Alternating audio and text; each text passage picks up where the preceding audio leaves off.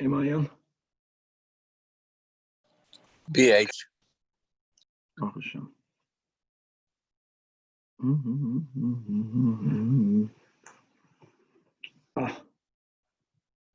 We're lucky that it's mamish agadete geschmack. Wait a minute.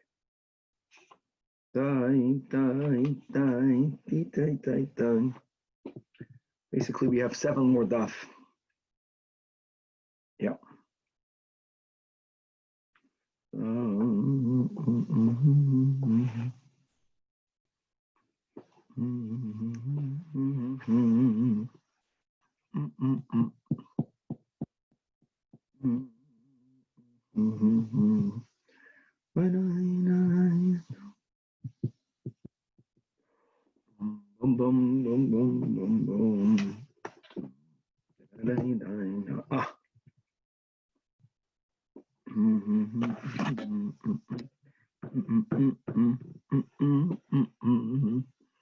You look very excited, Zvika. Good morning. Good morning. Give it 10 years. In 10 years, 5 in the morning will be already 2-3 hours into the day. Everything changes. We have supper 3 p.m. Verstehst? That's it. All right. Freilach. With the help of Hashem, we are learning Shabbos Daf Kuf Nun Aleph. We began on the Mishnah on Daf Kuf Nun. The Tanach holds. These are the words that Abol Machshich Hu Lishmar. That a person is allowed to await nightfall, which means that a person is allowed to walk the max that one is allowed to walk without going beyond the Tchum Shabbos. And you're going to wait there until Shabbos is over to be nearer your field in which you want to stand to guard produce. That's something that you are allowed to do. And as we explained when we learned the Mishnah, the following klal, that any behavior that you are allowed to do on Shabbos, a person is allowed to stand and guard their merchandise on Shabbos, even though it's a vachandik thing, it's your merchandise, but that falls into the category of hirur, and it's only dibur that's asur from Mimitzay Chefzach Havadaber David. But when it comes to hirur al pi halacha, right, not a chassid, basics, you are allowed to do it. So the rule is, since I'm allowed to guard my produce on Shabbos, so then the rule is I'm allowed to be machshich in order to guard my produce. So says the Tanach. On that says Abba Shol, and quoting the words of the Mishnah, Klal Amar Abba Shol, Kol Sha'ani Zakoi Ba'amirosoi Rishoyani Lahachshich Olav. If I'm allowed to ask someone else to do it for me, then I'm allowed to be machshich on it. Now, as the Gemara pointed out, if the Tanach, not if, since the Tanach is speaking about that which I'm allowed to be machshich on, And if Abba Shaul wants to add, and therefore I'm also allowed to ask someone else to do it for me, so then his seder should have been the opposite, right? Tanakama says, machshech hu lishmor. Abba Shaul should have says, if you can be machshech, you can also tell someone else to do it. Why does he change the order? So we left off that Shmuel made another Gavaldik Kedim. That's what the Gemara quoted. Shmuel says that a person is allowed to tell to his fellow to guard his produce. Now this is the Chiddush. My produce, I'm allowed to guard as long as I don't have to break Tchum Shabbos. If my produce is beyond the Tchum, even though the act of Shemitah is permitted, but I can't go beyond the Tchum. What happens if I have produce where I took in Shabbos, my produce is beyond my Tchum, but where you, my friend, where you took in Shabbos, my produce is within your Tchum. So Shmuel says a chiddush that I am allowed to tell my chaver, please guard my produce, whether I'm asking them to guard it on Shabbos or after Shabbos, I'm allowed to do that, because again, even though I personally cannot get there, but the act of Shemitah is mutter. So Abba Shaul, which knows that the Tanakam agrees to this din, Skilu, you have to add this into the Mishnah. So first of all, I can be machshech. Number one, I can even ask my fellow Amirasai on Shabbos, even there's a chiddush, even though it's beyond my tchum. So on that says Abba Shaul, this klal, that anything that I'm allowed to tell my fellow to do, I'm allowed to be machshech. What's the anything? So when it comes to Shemitah, that's what we read that we left off in last year. I hope we were clear. When it comes to Shemitah, everyone agrees that what? That I'm allowed to guard my produce. I'm allowed to tell you, Amirasai, to guard it on Shabbos. I can ask you to guard it beyond Shabbos. No one debates that. Abba Shaul doesn't like the fact that Tanakama only spoke about Shemitah. Abba Shaul holds that really it's a klal. It should include other cases. Now, what other case is he referring to? That's where we left off. And indeed, that is a case where the Tanakama disagrees with Abba Shaul. That is connected to the din we'll learn in the next mission, which is that when it comes to tzarchei mitzvah, whether it is for a burial, whether it is for to marry off a kala, a person is allowed to tell someone on Shabbos that they should do something after Shabbos for a kala or for a mace. And everyone agrees to that. You are allowed to speak about doing something in the week for a kala or for a mace because it's tzarchei tzibur or it's cheftzei shamayim. Here is the one question. Am I allowed to walk until the tchum? Can I be machshech for a tzorech mitzvah? For a tzorech mitzvah. So that's the machlokes. The Abba Shaul says, yeah, that's what Abba Shaul was saying. The fact that I'm allowed to be, I can speak, I can tell someone to do it, I can be machshech. The Tanakama holds, that was the word that we left off, that there's a difference between speaking about something versus walking to be by the boundary. Walking is already a maisa. Now I know if I'm walking and I'm not going beyond the Tchum Shabbos, I'm not doing anything wrong. I know that. But walking is a greater maisa than just speaking.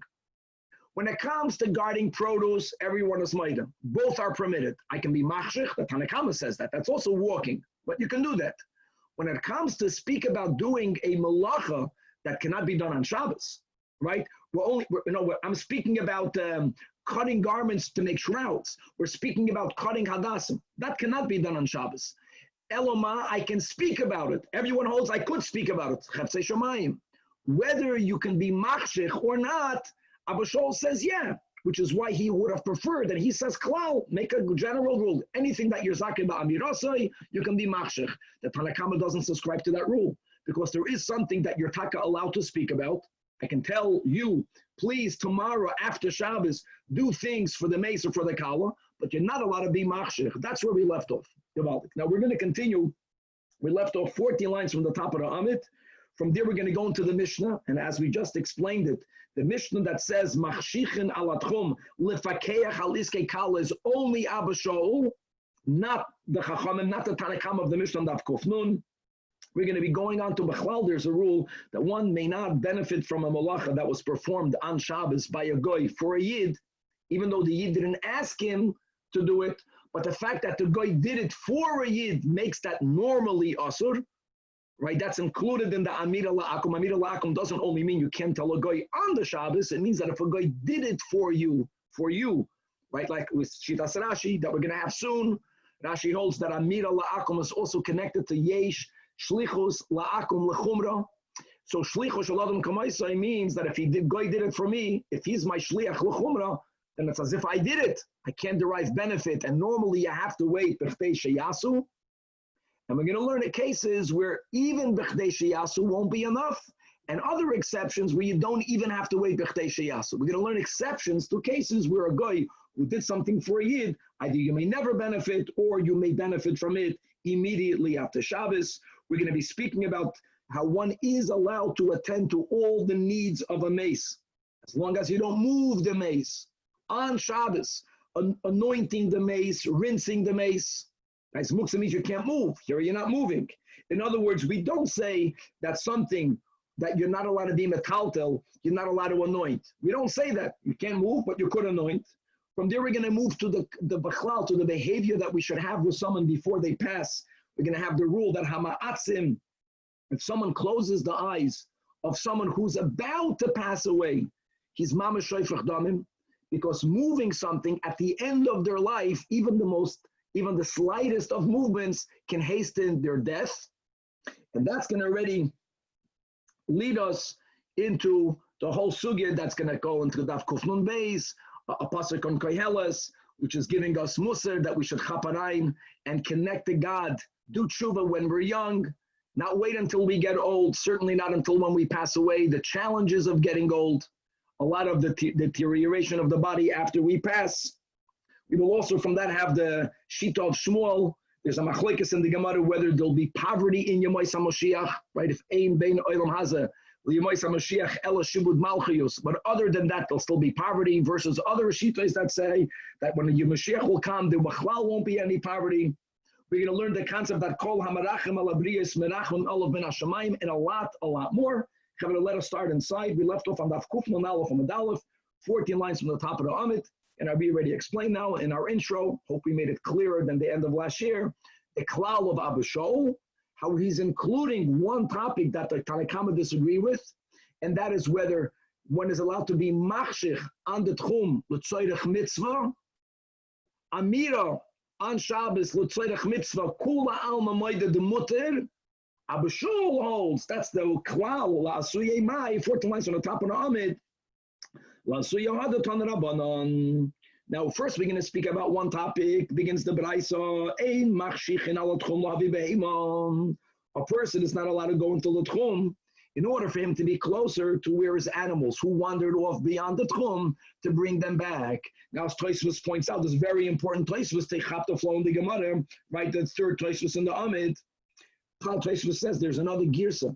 The girsa says that you are allowed to be machshich on the tchum to bring your animal. Tosfos clarifies the following. If we're speaking about a little animal, bringing the animal means you'll have to pick up the animal. Picking up the animals are muktzah. You're not allowed to move them, right? By having physical contact with them. That type of animal, since you're not allowed to pick up the animal itself on Shabbos, that's the rule. If you can't do it on Shabbos, you cannot be machshich on the tchum. But let's add the other version. But if my animals don't have to be picked up, if I'll be close enough to them and just by me calling them, they'll come to me. Since that is something that you could do on the Shabbos, that's the rule. I'm allowed to walk on Shabbos until the tchum to be closer to my animals to do that after Shabbos. And now the flow goes gabaldik back inside. If the animal, I'm going to the tchum. If my animal is right beyond the tchum. Again, we're speaking now about an animal that you don't have to pick up. So even on Shabbos, I'm allowed to call to the animal for the animal to come. And now, Klal Amar Abashol, on this din, Koil Sha'ani Zaki Ba'amirosoi, Rishoy Ani Lahach Shecholov. If I'm allowed to tell someone to do it, I can be machshich. Now, what is this everything including? And therefore, everyone holds again, I can speak about doing after Shabbos for a kala. Therefore, says Abba Shaul, everything, including this, I'm allowed to go until the border of my tchum for me to be closer to getting to where I need to get Motzoi Shabbos for Iskei Kala. Likewise, Valiskei Ames, whether it is Lahavamai, Arin V'Tachrichin, and V'Oimrim Lai, Lech L'Makoim Pliny, and I'm also allowed to tell another on Shabbos for iskei kala, for iskei hameis. Now this latter statement, the way we're learning, is not only Abba Shol. This is also the Chachamim I'm allowed to speak about on Shabbos, what needs to get done after Shabbos.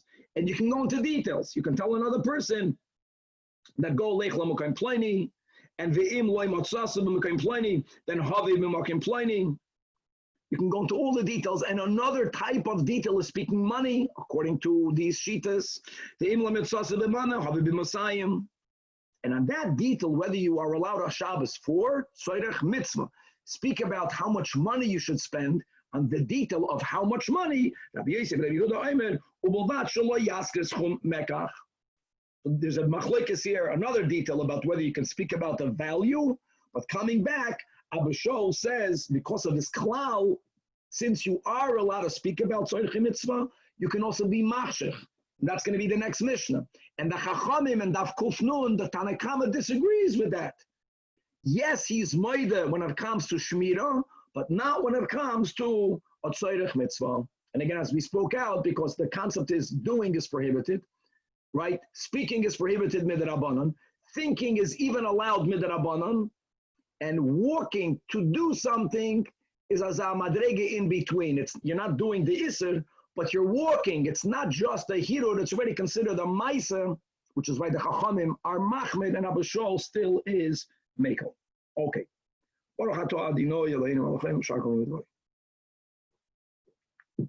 So as we explained, now this Mishnah is only la'Abba Shol. That machshichin el tchum, I can walk on Shabbos to the max, to the boundary of my tchum, in order for me to be closer to where I need to get after Shabbos. If I'm going lefakeach al niskei kala, and we're speaking about something that may never be done on Shabbos, like for example, cutting hadassim for the kala, which is beyond the tchum. I want to be near.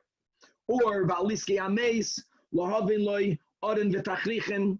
Even if that involves not only carrying, which by the way sometimes could be done on Shabbos, that was the whole shmuel that we learned in the last year, but even if it means I want to be near the factory where they're cutting shrouds, cutting a garment is asur, and a chanami, but I'm not doing it on Shabbos, I'm just getting nearer to it to be able to do it right after Shabbos. I'm allowed to walk on Shabbos. So holds Abba Shol. Now, more about hachanois for burial. And like we mentioned in the intro, here we're going into a nachri doing something for a yid, whether the yid may benefit or not. Nachri shehevi chalilim b'Shabbos. The guy brought flutes. They used to use flutes during a burial. They would make a music to arouse people. Lo yispait behen Yisrael. A yid is never allowed to use it. Now, let's look inside. Very important. Rashi, right? Says Rashi, right, the second line in the Mishnah, Lo Yispan Yisrael, the chiddush of the Mishnah is not only the normal rule that if a guy did something for me, I have to wait b'chtei sheyasu. No. Here, Lo Olam, you get it? That's the chiddush. A yid may never benefit from those flutes. Why? V'kanasahu. Why? Mishum demucha chamilsa de b'shvilo yehuva'u. The ein derech lavi chalilan ela b'shvil meis. It's when a guy does something where an observer won't know for sure he did it for a yid, there is where we say, you're good. But in a case where everyone knows that he brought it for the yid, so not only can you not use it, and you have to wait the time that it would take the guy to go after Shabbos, or for me to go after Shabbos, no. Number one, here is the exception that you may never use this chalil. On the other hand, look at the leniency now. Elam kain bomim makom karet. But if the guy came from a nearby place, here I don't even have to wait b'chtei sheyasu. Wow. Now the question is, why not? So what that he came from a nearby place? I want to clarify. Coming from a nearby place means that he wasn't beyond the tchum. He wasn't beyond the tchum, but still, it's a malacha of hoitzah. It means he did something that may not be done. So why didn't you say, okay, even though he was near? So he only walked 10 minutes, maybe wait 10 minutes. So guys, look inside Tosfos again. Elam came bomi makom karif, and Tema lerebi mamahani shabom makom karif. Halay v'yim derech rishus anabim. Umali adon v'keva shenasa b'Shabbos. Umali chalila. So Tosfos says v'yashleimar dahavi memakom karif loy mahani kol kach hava asay. It's a new chiddush that if what the guy did would have taken so little time had this had got done after Shabbos, which is the case here. It's within the tchum, so the benefit for the yid of the time is so minimal, you don't even have to wait b'chdei sheyasu. Gewaldig. So we learned two extremes. The klal is b'chdei sheyasu. On the one hand, if everyone muchacha milsi did it for the yid, knasa never. If what he did is muchacha for a yid, but it's very little benefit, you saved a few minutes lach, then you don't even have to wait those minutes. That's the way we learn. Next in. Also, if the guy made a coffin. You know, guys, the key is loy. Rashi says, if a guy did something, perhaps for the guy himself, not for sure. If the guy made tachrichin, he dug a grave, perhaps for the guy. Doesn't mean Rashi says that he did it for him. Could be he did it to sell this to someone else. In other words, we don't even know whether it was done for a yid. He did something, and it's possible that he did it for his own benefit, for him to be buried there, for his fellow to be buried there, for him to sell this. In that case, since we don't know for sure that he did it for a yid, Yikavar boy Yisrael, a yid may be buried there after Shabbos. And again, a chiddush, you don't even have to wait b'chdei sheyasu, because you can say the whole din of Amir al-Akum is a midrabanan. Here it's possible that he didn't do it for you. And if he didn't do it for you, then you can use it right after Shabbos. So we say you can use it after Shabbos. At least this is the way. There's really this nuance of we don't know for sure is going to be discussed in the Gemara, but that's the way we'll understand the Mishnah. Right? Subscribing more with Shita Shmuel, as we'll see.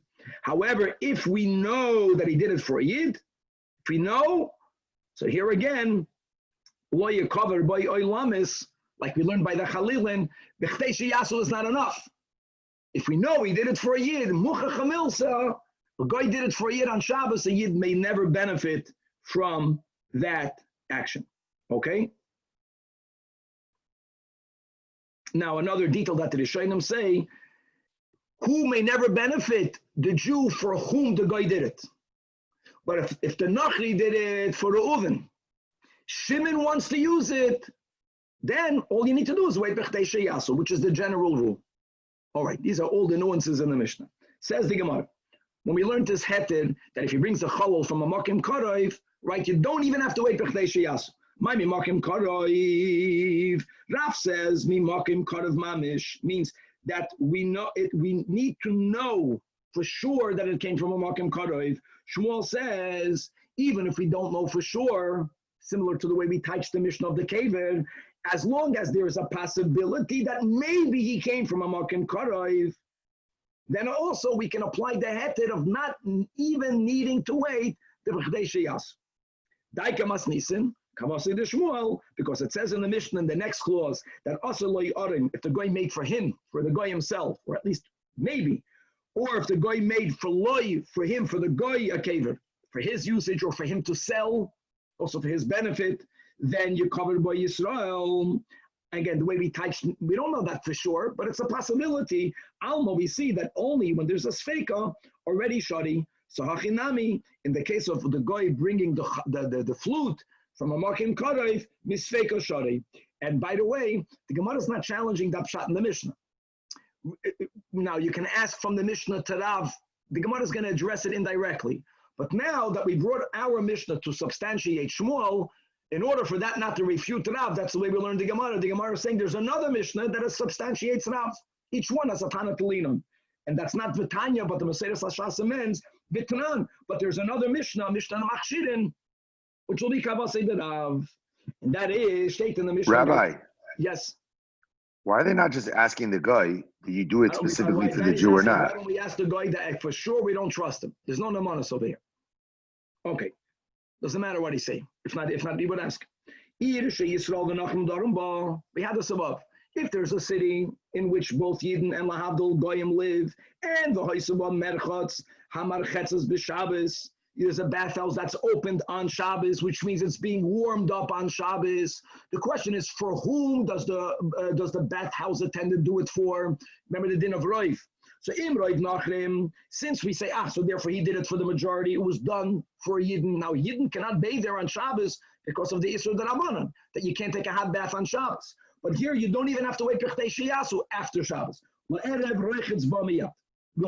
because it's done for the Roiv. On the other hand, if Roiv people are Yisrael, so we say that the bathhouse attendants did it for the Roiv, they did it for Yidden, then Yamtin, you have to wait. That's the concept of B'chtei Sheyas. If it's Mechza means it's a doubt. A doubt, mamash, is the Machlikas Rav and Shmuel. And we'll see over here that we go L'chumra. So says the Mishnah that what? That you have to wait. Ad sheyechamu chamin. That's the way we're learning the Gemara. And that's the suffix, L'chumra, which is kavase derav. Now Rabbi Yehuda Oimer, the way we can learn is that Rabbi Yehuda itself will be more like Shmuel.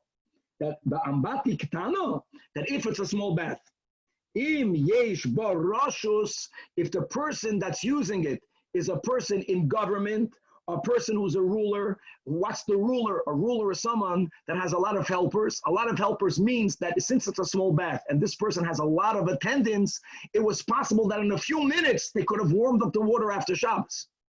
So if there is a reshus, so the b'chdei sheyasu, first of all, let's learn like Shmuel. If there's a doubt, you can use it. But normally you say, okay, b'chdei sheyasu. No, if there's a doubt, you can use it. You know when you can use it. Roichetz b'mayad.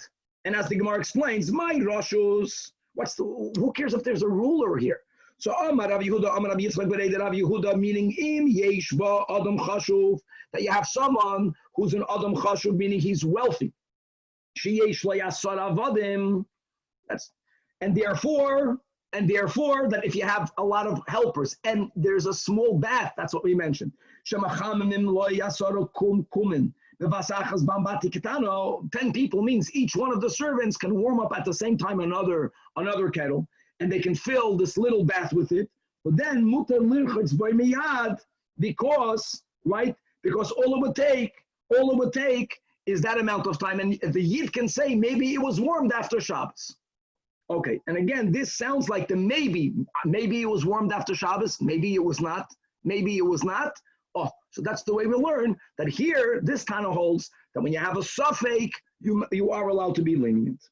Okay, then it says weiter in the Mishnah that also loy, if the guy made for himself, or the way Shmuel learned, if maybe he made it for himself, whether it was the Aron, whether it was the Kever, then a Yid can use it, you know when? Right away after Shabbos.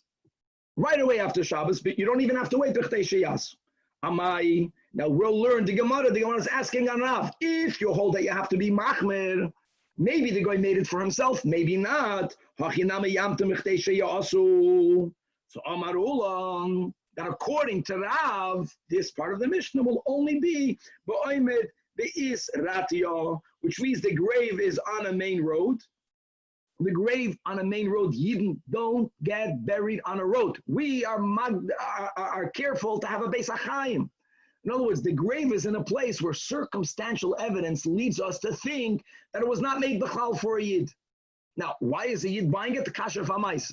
Again, but here, according to Rav, no, there's circumstantial evidence that Taka the Goy made it for himself, and that's why you don't have to wait. B'chdei sheyas. Says the Gemara, Tanach Kever, there's such a you can make a circumstantial evidence from the location, but when it comes to an Aroin, Ma'ikal Meimer. Again, we're going to learn the Gemara, that's a kasha on Rav.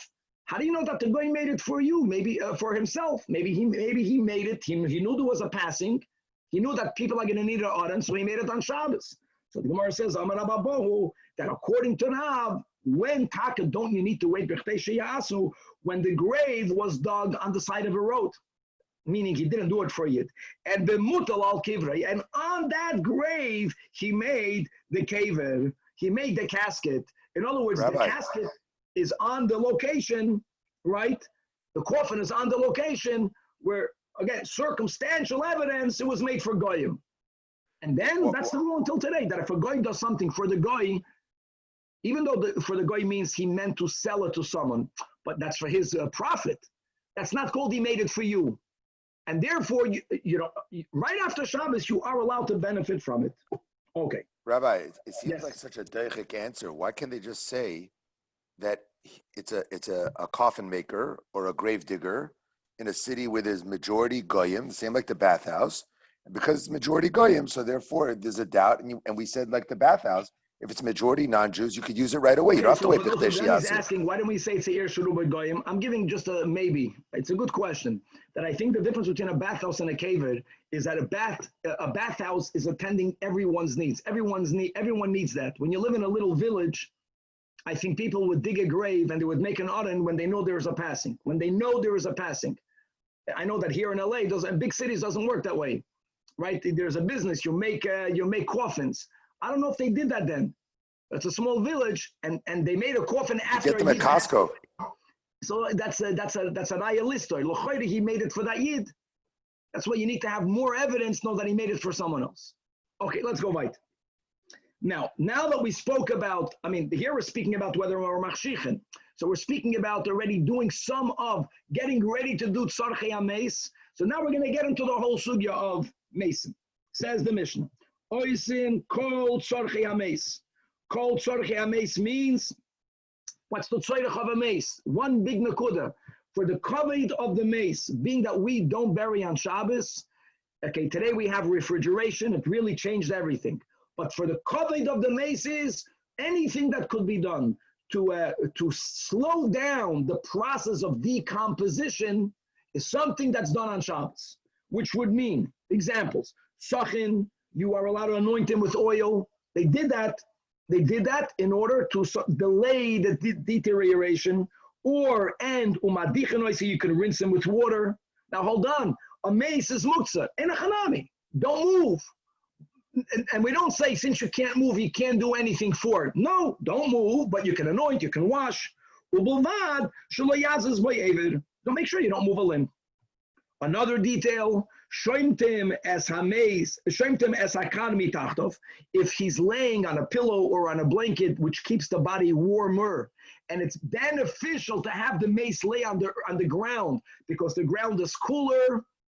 That's also something that you may do. You can't move him. Okay, you're not moving the mace. You're taking the pillow from underneath the mace.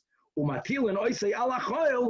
the mace lay on the ground, bishvil, right? Turning to that kufna alvan base.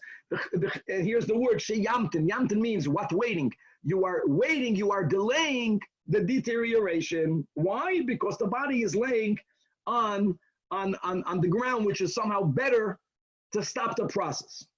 Another din in the Mishnah, you can bind up the jaw. In other words, it's better for a mace to be buried with the mouth closed, with the eyes closed. But again, you're not allowed to move the mace. So here the Mishnah says another chiddush. You can tie something which will go also under the lechi, the jaw of the mace, to tie it in a way where you're going to move the jaw to the closed position. You can do. But if what you're doing is only preventing the jaw from sagging further, that's something permitted. You can't try to move it, to raise it up, which would have been the ideal, which is what we do in the week here at Shabbos.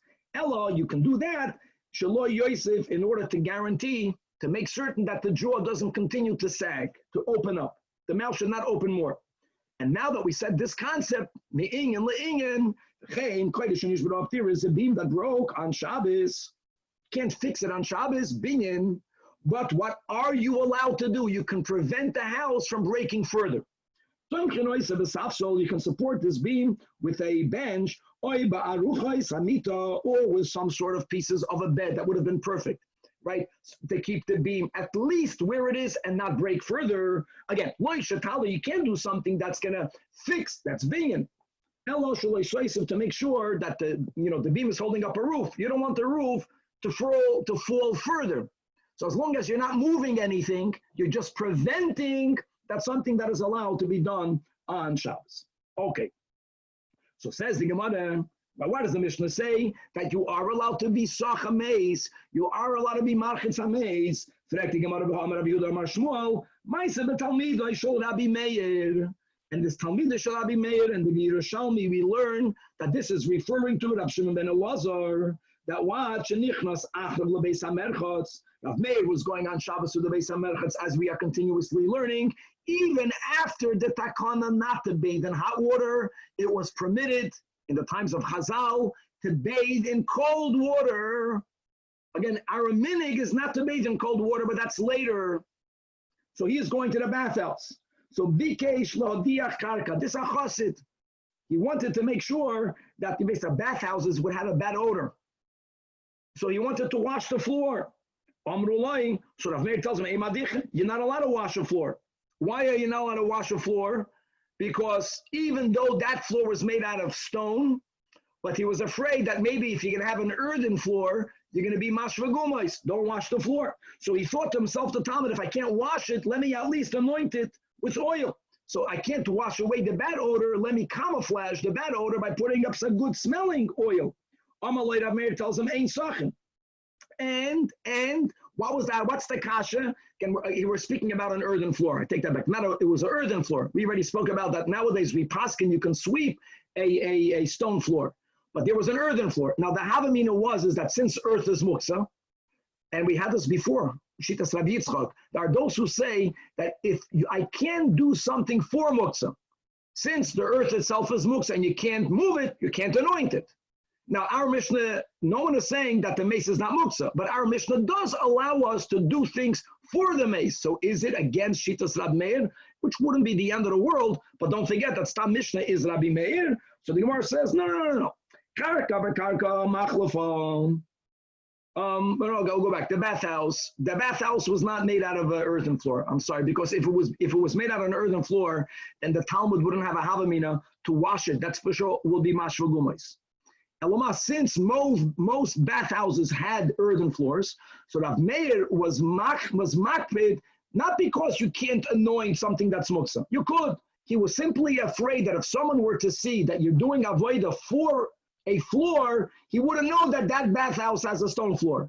And the person would also do the same avodah on an earthen floor, and that is already an isur of mashvagumais. But everyone agrees that here now these tanoim, that even though muksa cannot be moved, I can anoint muksa. Okay. Kol lasrei when the Mishnah says oisin kol tzarchei hameis, so the Gemara says lasuya hadutan rabbanon meviim klei meikar uklei matachois. You can bring a keli meikar, which means literally a cooling keli. It means a glass keli, because that's the way they refer to it. They put things in there to keep it cool. You can bring a glass keli. You can bring a metal keli. Umanichin al kresi. You can place it on the stomach of a corpse. And you're not moving the corpse, you're preventing the stomach to bloat, as happens many times. Likewise, on Shabbos, you can stop up the orifices of the mace in order for ear not to enter in them. And again, ear entering, this is the nose, these are the ears, any hole. We don't want the body to swell. It's not bachavadik for the mace. In here we're starting on Gansu Sugya, and now we're quoting a pasuk in Koheles. And this pasuk in Koheles, the theme of this verse, guys, this is going to go into the next DAF, is that we should chaparain and do tshuva when we're young, and not await for our old age, and not await for sure until the death. And Shlomo HaMelech uses various metaphors. In this pasuk, we're using the metaphor of a well and all of the mechanics that are needed to get the water from the well as to the body. And he's describing in the verse that as we get older, things stop functioning. And v'yishtei dartin, that do tshuva ad sheloi yerasek chevel hakesav, before the silver rope breaks. And what he's really referring to, now this is already about the steps of the body's deterioration after death. He's going further. So do tshuva before the spinal cord breaks. We're just going to prove about the body normally blowing up, becoming inflated, and that's not nice. And the sarutz gulas azov, and the golden bowl is shattered. Again, another step of what happens to the body after death. And what does that refer to? So he says ze'ama. That refers, what's the golden bowl? The word zahav is really a remes to zav, to that part of the body, that's zav, that from it there is a flow. V'tishavar kad alamabua, and the pitcher is broken at the fountain. And what does that refer to? That's the keres. And then the noritz galgal alaboid, and then the wheel will smash into the pit. Again, these are all the mazim that boyd, as we'll see in a moment, is referring to the mouth, and the galgal is referring to the galal. That after a person's passing, there is a time where the excrement comes all the way back up in the mouth. That all begins when the stomach begins to inflate. We don't want any of that to happen before the burial. Oh. In other words, and we find the same concept in Malachi, where it says that viziresi perish al panechem, perish chagechem, that I will spread the excrement on your faces, right? Which is the excrement that came from very wrong celebrations. Where do we have a metzias that there is soya coming in the person's face that happens after the passing? And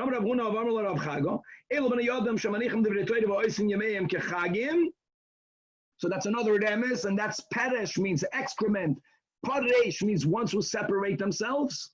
So people who separate themselves from Torah, particularly they are more vulnerable that after their passing, these things happen to the body. That the body inflates, and then there's things that are inside the body, they might come up to the mouth.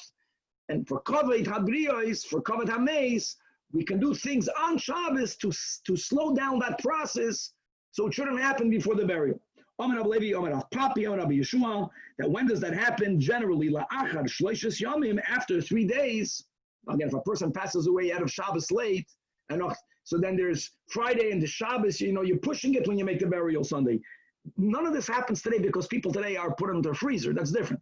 The stomach inflates until it bursts open, and it's normal that that the tsoya that's in the body comes out of the mouth. It's as if the stomach is telling the mouth, take back what you gave me. Okay, weiter. Says the Mishnah. More about getting the mace, what we may do on Shabbos for the dignity of the mace, even on Shabbos itself. Says the Mishnah, you may not close the eyes of the mace on Shabbos. As we mentioned, you can be sach, you can be marchitz, you can take the pillow out from underneath the mace, but to directly move, that's muktzah. Eyelids is like a limb. So even only it's a little eyelid, you may not close the eyelids on Shabbos. Now here we have an issue. Because we should bury a person when their eyelids are closed. We're going to have in the Gemara a moededika technique that you can do, Shabbos and in the week, that you don't move anything, but even after the neshama is not in the body, you can do something and the eyelids close on their own. But to directly close the eyelids, you may not do that. And not only that, says the Mishnah, side of Hilchas Shabbos, after the passing, im yitzias hanefesh, which means at the moment of the death, don't close the eyelids. People want to close the eyelids because a person should be buried with the eyelids closed. After the person passes away, they very quickly become hard. So you want to do it ASAP, but don't do it before the person for sure is a mace. Wow, because the slightest movement that is done to a person at that moment, at the end of life, can hasten the person's death. I know that Chevra Kadishas have rules that even after the doctors declare the moment of death, how much time do you have to wait before you move the body? If I'm not mistaken, Kemineg, Chevra Kadisha in Yerushalayim, that they have their own rules, they wait a long time. If I'm not mistaken, normally you wait 20 minutes.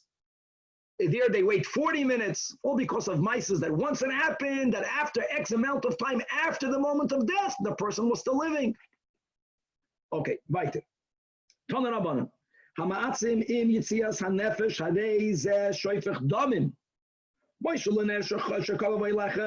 does this compare to a candle that's flickering? Right, if a person just gives that little touch, right away he puts it out. When a person is about to pass away, touching the person can hasten for one instant his moment of death. And as the Mishnah says the words, not it's not quality of life, it's not quantity of life. Alive is alive. You hasten death for one moment, that's mamish fichas damim. And again, what do you do? How do you close a person's eyes? Now, this goes back on Shabbos, or an interesting technique. This is mamish amazing what we're going to learn right now. Rabbi Shimon ben Gamliel Omer, without touching the mace, is blow, I'm just reading the words, blow wine into the corpse's nose. The noise and Shemameni say, and put some oil in between his eyelids, making it soft. And simply grab hold. Grab hold means also to squeeze his two big toes of his feet. When you do that to a corpse, The eyes of the corpse will close on its own. Now again, touching the mace, if the issue is that the person is still not fully dead, then you can't do that. I understand this, l'chora, that here you're not moving anything. Squeezing is not moving. You're not moving. You're touching. Maybe this is something that can be done on Shabbos. Guys, this is amazing. All right. Says the Gemara Vayter. Tanya, we learned. Rabban Shemam Gamliel Leimer. You should know, look at the difference between a living person and a non-living person. Tinag ben YOMI. He's just born. He's 1 day. Very little life in him. He's alive. Mechal in all of us Shabbos. David Melech Yisrael Meis. Ein Mechal in all of us Shabbos. We're going back to what we learned on the Flama Nomad base. Right? David HaMelech passed away outdoors, and Shlomo HaMelech went to the Shal Bei Midrash. How can I move my father? He's in the sun. Why do we say Mechal in all of us Shabbos? This is famous statement because Amra Torah that Chalel Olav Shabbos Echad. So your act is not even viewed as an act of chilul, it's an act of the future keeping of Shabbos. David Melech Yisrael Meis. From then ein mechal ovas Shabbos. Why? Kivin shemeis Adam batul min mitzvahs. And therefore, since he's never going to observe Shabbos again, so how can you be mechal Shabbos for him? This act is not part of anything. And the Hainu the Amar Rabbi Yechanan, when it says ba meisim chavshi, that I am counted because amongst the Mesim, and he calls the Mesim Chavshi, how are they free? Kivin Shemeis Adam, from that moment, Nasa Chavshi Min HaMitzvahs, in this context, so you can't be Machal Shabbos in order to what Shabbos is Harbe. Now, this obviously is not, God forbid, denying Tchias HaMesim. All it means is since the person is dead, so to be Machal Shabbos, in this state, he won't be Shomer Shabbos, in this state. When Hashem will bring him back, for that we don't need your work right now. So your act of chilul is not going to be helping in the future. For the mace is chav shemin hamitzvos. V'tanya, Rab Shimon ben Elazar Omer, Tinik ben Yomai Chai. Another contrast. Ein sarich l'shomer min acholim and achbarim. That's the nature that God imbued in us. That you don't have to guard a living person, right? They're not going to bite in the laws of the normal order of things. Avol oig melech habashan, a giant. Still, the moment he's mace, sarich l'shomer min acholim and achbarim. And why is that? Shenemar, I'm quoting a pasuk from Parshas Noach, which is really a repetition with an addition to what Hashem told Adam and Chava. In Noach it says, Umayra'achem, v'chitchem yem, that the fear and the dread of people is upon everything that's living. Which means, Kolzman, now this is a promise that God gave to the living. Kolzman sh'adam chai a masai mutelas alabrias. However, Kivin Shemeis, since Batla a masai, so then if they're hungry, they might nibble away at Oig Malach HaBashan. Amarav Papa, he's being medaik another detail. When God promised us, Umayra'achem, guys, Umayra'achem is Lashon Rabim, the fear of you, but of you are in the plural. So Niktinan, we have a tradition that even an Aryeh, even a lion, a Beitrei L'Nafel, will not attack more than one person. In other words, even when you are a group, as we'll see in a moment, if we don't behave the way we should, lions will attack us as well. But even the most ferocious of animals, if it's two, even more than one, the protection is, that is what kicks in. What's ma'orer, this promise of God, u'mayrachem, v'chitchu yeh al kol chayas, even on lions. I frek the Gemara haka chazina, that even when people are with another or more, 2, 3, etc., still the nafil that a lion will attack a group. So the Gemara says, you have to be a mensch for that. Hahu kedrana barabba, the Amar Rami barabba, ein chaya shaletas v'adam ad shenidin leik behemo. A chaya won't be shoylet over a person only if the person itself is behaving already like an animal, as it says in Tehillim Memtes v'adam. And a person, bikar bal yolim, in his glory, he will not be put down. Nimshal kabehemus nilbu. Here, he will be ruled, right, by animals. When he'll look like an animal, in other words, if he's kabehemois nidmu, then he'll be nimshal, gewaltig. So, but if a person behaves like a tzaddik, now you can argue if he behaves like a tzaddik even when he's by himself, so he's saying no.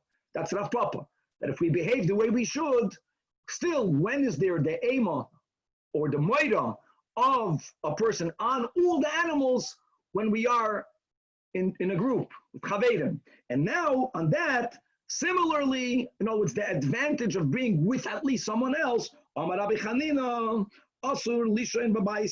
Person is forbidden to sleep alone in a house. And what happens, which is mentioned a few times in Shas. Lilith is the mother of all demons. The Midrash that after the sin, and for 130 years, there was shalom bayis issues between Adam and Chava, and they were not living together. There was a temporary separation to work things out, which they did. During that time, Lilith moved in with Adam, and she has a power to entice man only when he is by himself. So in other words, being in pairs isn't only advantageous for you not to get attacked by a lion, it's also advantageous for us not to be attacked by spiritual negative forces. So what do single people do, Rabbi? What do single people do? A chassid gate came on the shtalein. Chassid is with the Rebbe. If you're not a chassid, I don't know, Danny. L'chaim. All right, weiter. V'tanya. Says the Gemara Rabbi Shimon ben Elazar. I say, this is all, guys, we're going to go to this is a beautiful Musar Gemara about chapping arayin and doing what's right, and doing what's right not only when we're old, after we're not here physically, to do it when we're young. Look at these words, beautiful. Asay acha'ata moitzei. Do mitzvahs. Do mitzvahs when you can find someone who was speaking about tzedakah, who is here to receive it.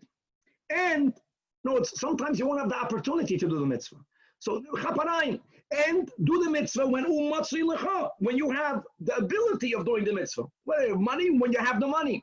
Many people, when they have it, they don't do it. Then when they get older, if I would win the lottery, I would help you. Every rabbi hears that. No, help me now. And the ikar is, do a mitzvah when you are able to do mitzvahs, meaning when you're still living.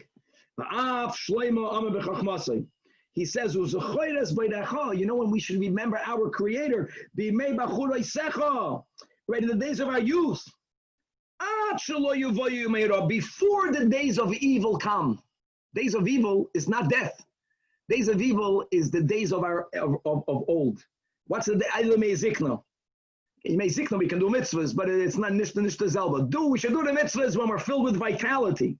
And then the pasuk continues, do the mitzvahs,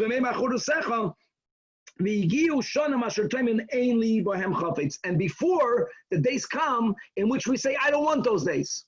So there's the youth, then there's called days of ra'ah, wow. And then you have the days that people say, I don't want them. That's not the same days of ra'ah. So Taichus the Gemara, so again, days of ra'ah goes to Yemei Zikna. Well, days of evil, people suffer when they're old. The other time, the next period, days Asher Tleim et Ein Lehem Chafetz, that goes to the days of Mashiach. What does that mean? Days that we don't want? We want Mashiach. We want Mashiach now. Look at this. This kind of holds that in the Yomai HaMashiach there won't be poverty. Which means that when the people would want to give tzedakah, they won't have to whom to give it to. No one will need it from you.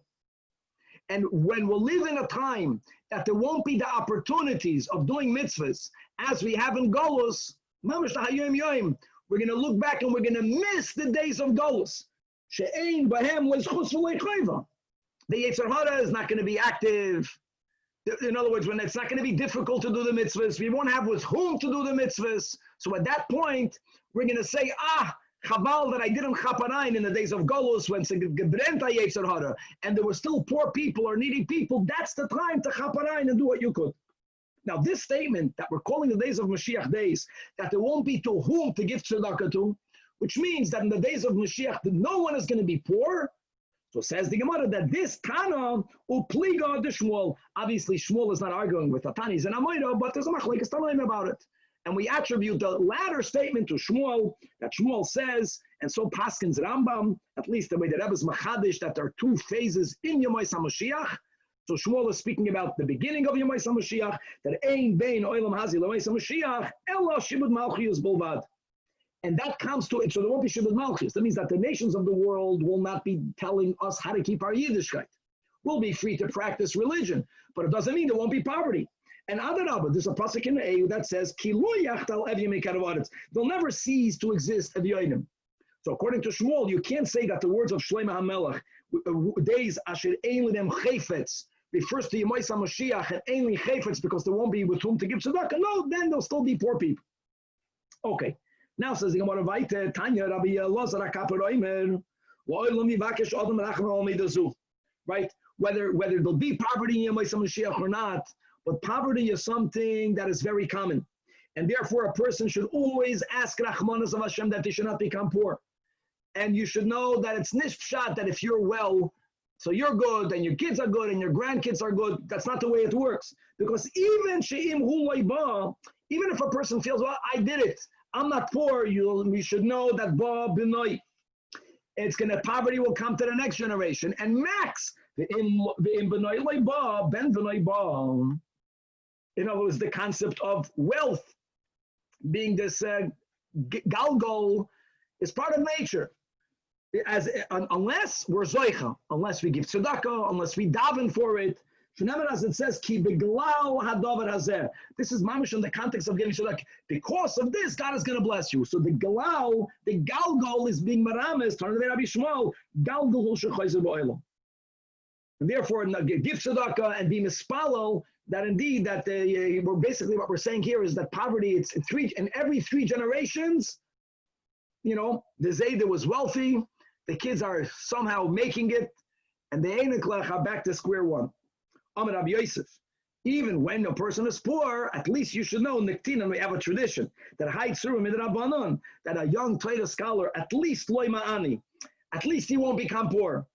The Gemara says, what are you talking about? We see many young Talmudic students, Torah students, Hasidic students that are poor. No, explains the Gemara. In Isa de Ma'ani, even if they are poor, at least the schus of the Torah saves them from the shande of having to beg door by door. At least there, the Eibusher helps them that a little bit of money comes their way without the indignity of door by door fundraising. And the fundraising is a fancy word. Amala shnutting in Yiddish. Amala Rabchia levisu. Rabchia once told his wife, Ki asi anya, listen, when a poor person comes, Agdim lady, have to right away give them bread. You know why? Because when our children will need to beg, they should also, mida keneged mida, they should right away get bread. And she got very scared of that. What Rab Chizda is telling her, that her sons will become poor. Like Amr Alei, so the wife tells her husband, Meilat Kolayit Law, why are you cursing our kids? Amr he says, no, Kruxiv, I'm not cursing, it's just the way it is. That it's state, Kibiglal. It's Rab Chia, not Rab Chizda. Rab Chia, not Rab Chizda. Correction, I'm sorry, yeah, Rab Chia. And as it says, Kibiglal Adavar Azez, we just learned on Rabbi Shmuel that Galgalu Shul Chayzer Ba'olam, so it's a fact. Even though Rab Chia felt that they have wealth, our kids will need. Heloma, if we will be very generous, so even if they'll need, they won't suffer the indignities because, before they'll ask or right when they ask, they'll right away get out. How you learn to the Bryce? Rabban Gamliel Bir Rebbe, the great Rabban Gamliel says, when it says again, Psukim in Parshas Re'eh concerning Tzedakah, that the Nasan L'chor Rachamim V'richamcha V'hirbecha. What does that mean? Says the Tanach, Kol Hamarachem Al Briyos, whoever shows compassion on Briyos. Briyos means, the way the Felice Rebbe says, on anyone, even if they apparently to you might not appear worthy. If God created them, they're Briyos, that's enough. If you have Rachmanas on Briyos, Menachmim Olav Min HaShamayim. And the same thing, this is clear. Tonight, Kafel. The Chol She'ein Menachem Al Briyos, Ein Menachmim Olav Min HaShamayim. Now, Chavre, let's go back to the pasuk in Koheles. The importance of remembering Hashem while we are young. We should remember God and do tshuva before the sun and the light grows dark. Now again, if we're understanding all of this metaphor as the old age, what does that refer to? Padachas, it's Kabbalic. Here we have Rashi on both sides of the Amid, but on the left side and the normal side, Padachas means one's forehead. Rashi says that the forehead of the person when we're young is shining, right? More than any other part of the body.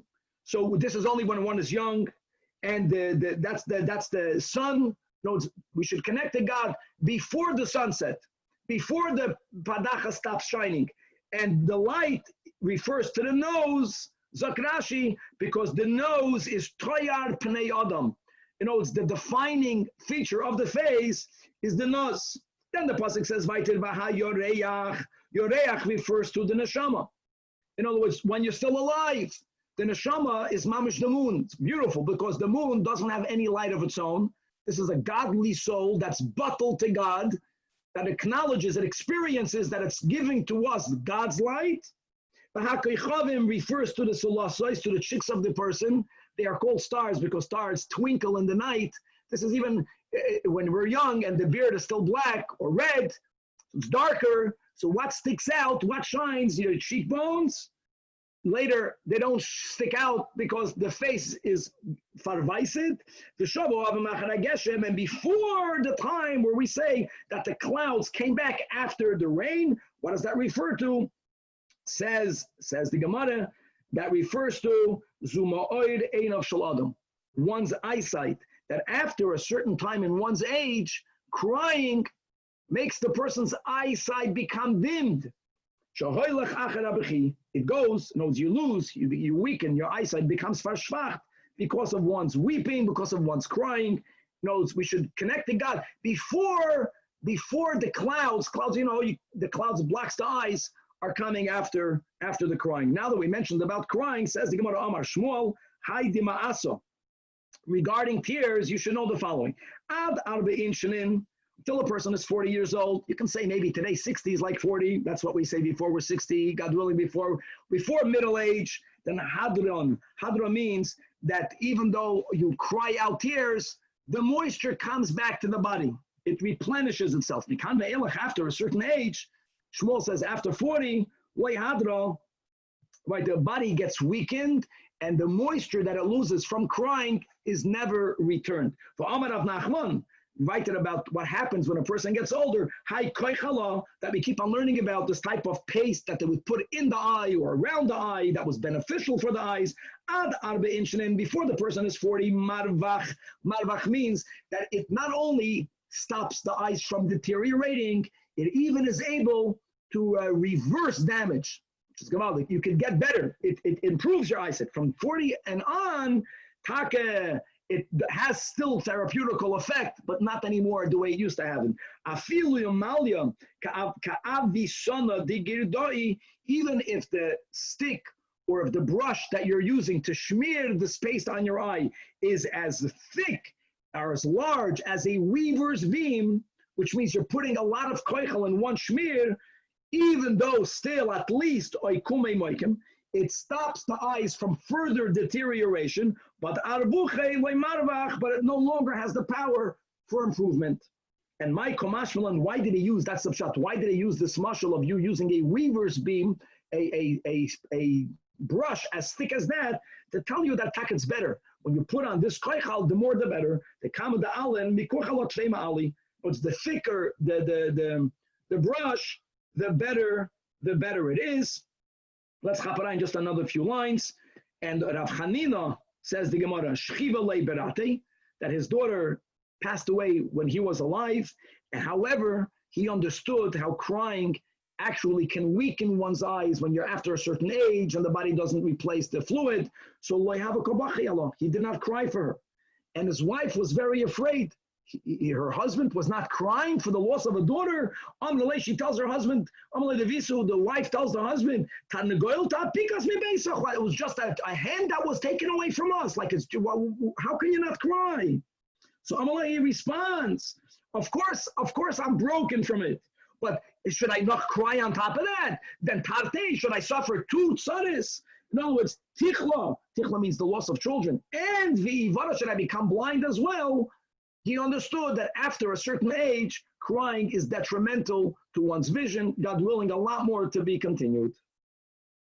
Freilich, guys, I'm going to hop on coffee. I'm back, mamash, in a second. Shkoyach.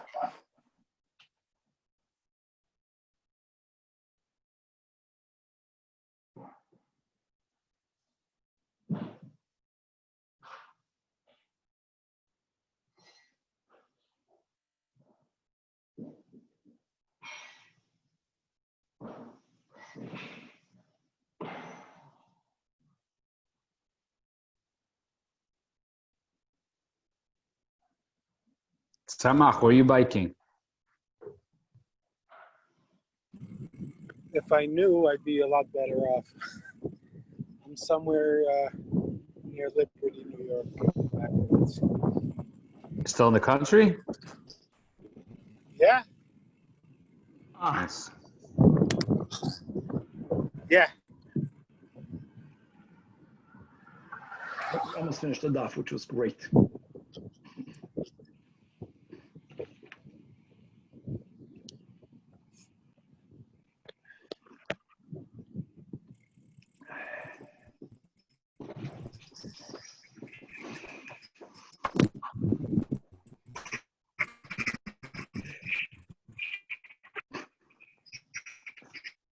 All right.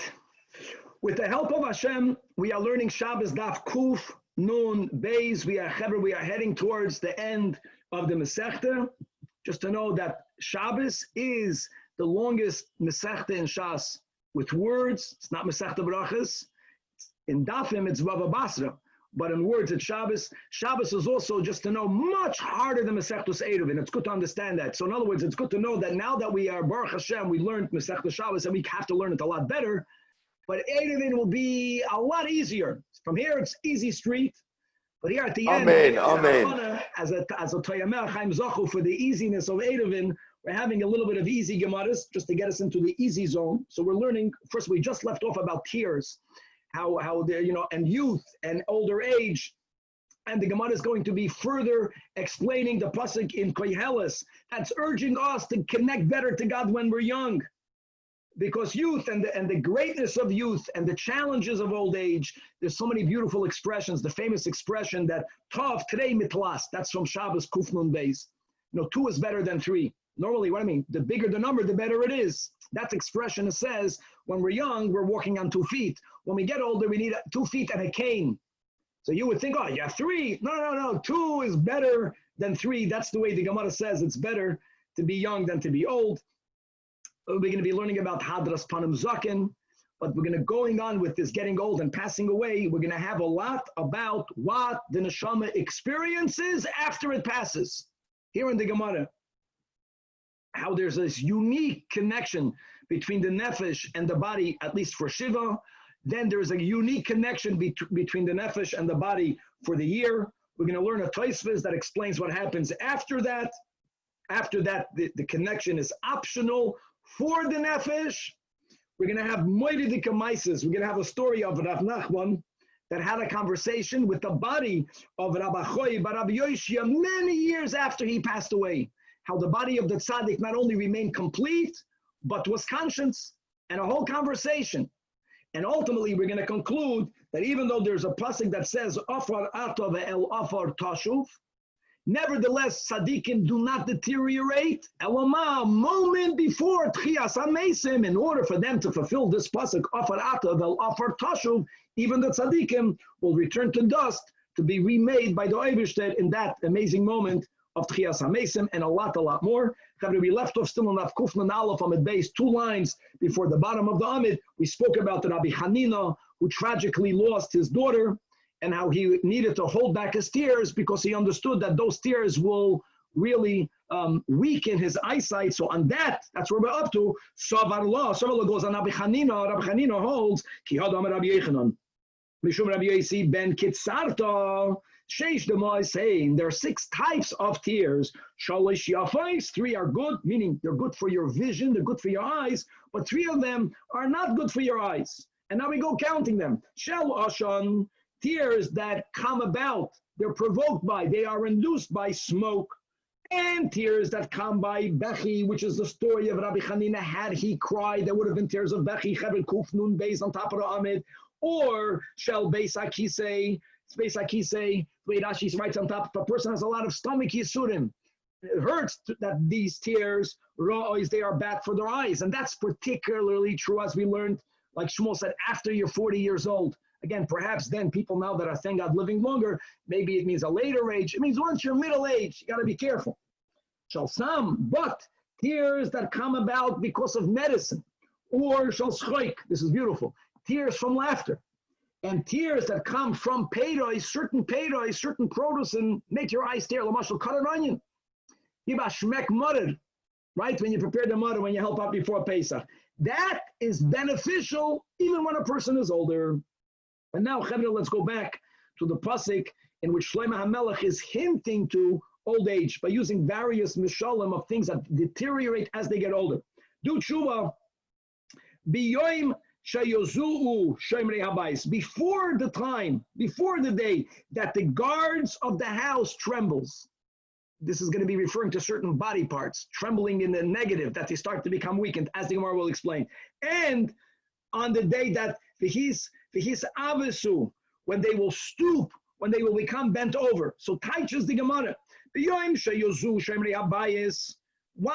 the guards of the house and what's the trembling that happens in old age? The guards are both the ksalim, the flanks, means the sides of your body between the rib cage and the hip bones, and bahatzulois, and the ribs themselves. They are called the guards of the house because they uphold the body and they indeed tremble and they become weakened when a person gets older. Right? When then the pasuk says, and when the stooping goes to the powerful men, that there comes a time that the powerful men themselves stoop and bend over. That refers to Eilu Sheikayim, the powerful that carry us are our feet. And when a person gets older, they no longer do that job as they did when we were younger. And the grinders are bottle. What are the grinders in the person? Those are the teeth.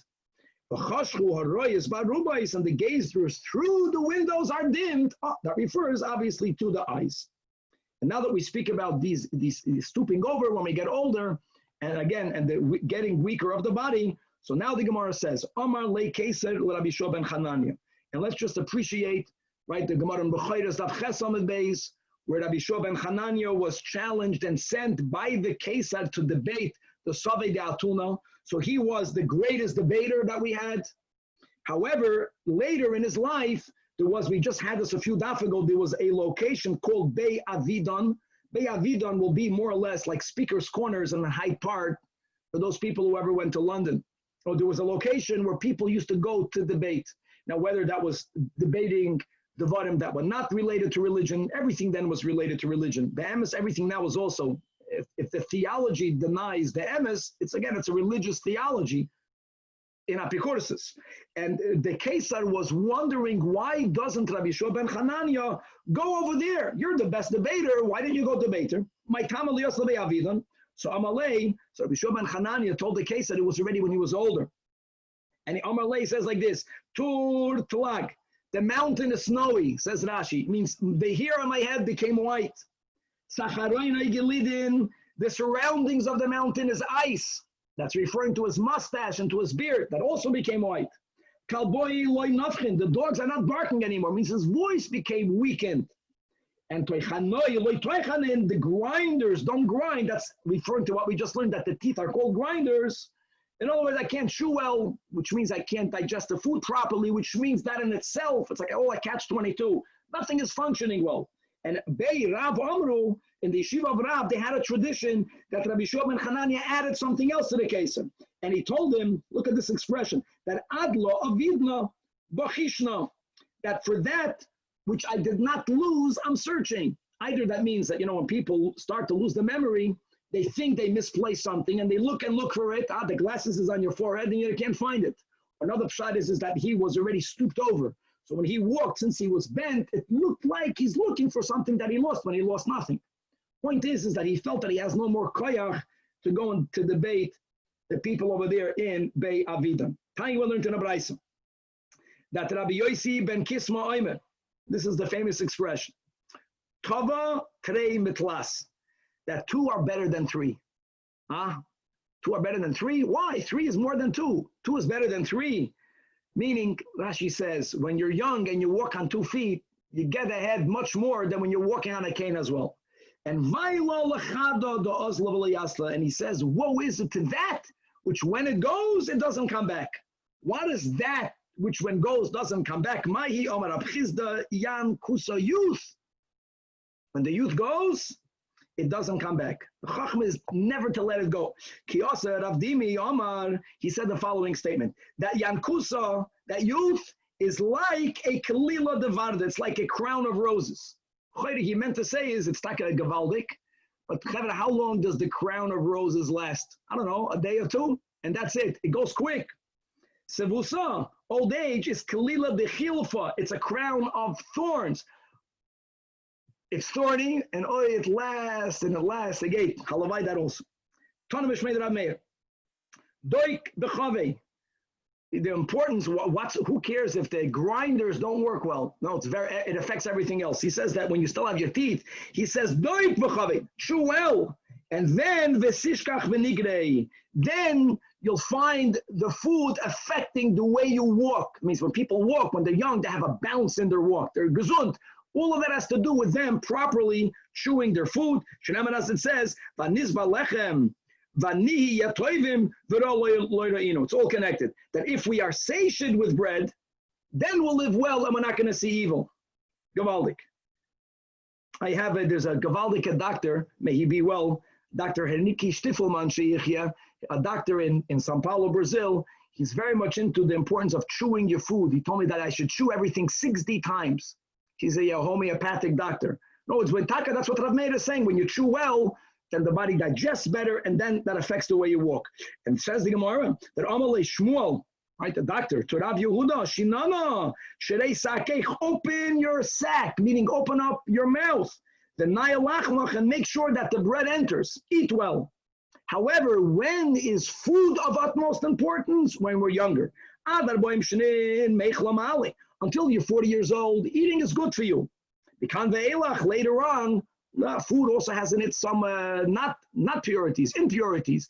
The body doesn't have the koyach anymore to separate the good from the bad. So then you're taking in bad and good. But from then when you're older, mishtei mali, then liquids are more beneficial. Rabbi Gordon Olav Shalom always used to say, until you're 40, you can tell the body whatever you want. After the body is 40, the body begins to tell you back. It speaks back. You got to be careful after a certain age. Now we're having an interchange between a goizah, or goizah means a eunuch, and Rabbi Shua ben Karcha. Now there's obviously, we're learning Agadata, so there's great secrets buried here, and Hashem should illuminate all of us. But the pshat of the Gemara is, and we're speaking about him wanting to debate, the Be'avidon, we say in Tehillim, Davar HaMelech, im chasid tischasod, im ikesh tispato. That if someone is insulting you, even though normally we have to speak properly with others, if you're being, so to say, aggressed verbally, you should respond in kind. And here we have that Gemara. This eunuch, Rabbi Shua ben Karcha, he was called Ben Karcha because he himself was bald. So he began conversing with him, belittling his baldness. And he tells him, and that's the way he expressed it. That's the way he was cynical. He says, how far is it from here until Baldstown? Amalei, the same distance it is from here until Uniqueville. You're pointing out a certain physical deformity that I have. He pointed it right back to him. Only the Tzeduki. Now, the Tzeduki, according to many, is going back to the same Goizah. Notice he was an apikoidus. So he tells him, Barcha, Karcha Barba. I want you to know that by goats are called bald creatures because unlike sheep that are filled with wool, and therefore they're more valuable, you're bald. He says, as a goat, you're only worth 4 dinarim. Amalei, to which he responded, Ikara Shalifa Bitamnia. Right. He says that a neutered animal is taka sold for 8. No, it's in the animal kingdom, you are more valuable than I am. This eunuch saw that Rabbi Shua ben Karcha then was not wearing shoes. This happened either on Tisha B'Av or on Yom Kippur. So Amalei, this Tzeduki is beginning to teach him etiquette.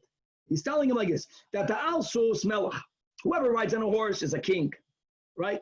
The Al-Chamoir ben Chayrin, if you ride at least on a donkey, it's a sign that you are a free man, right? If you go on a Tesla, you think you're a Melech. If you go on a Honda, you're ben Chayrin. At least, if you have at least shoes on your feet, then you're a Bar Inish, then you're a human being. You're talking out of ben Chayrin, you're not a Melech, but at least bist a mensch. However, the loyha, you're going barefoot. The chafir ukvir tov minei, right? then someone for whom graves are dug, a corpse is even better than you. So he's giving him a shir on etiquette. Amalei, Rabbi Shor responds to him, Goiza, eunuch. To last ominately, you told me three things, right? That Sus, Melech, Hamoir ben Chayden, Udemino Ali, Beregloy is Bar Inish. I'm going to also tell you three things. Tlas ominately, tlas shamata. Now you listen three things from me.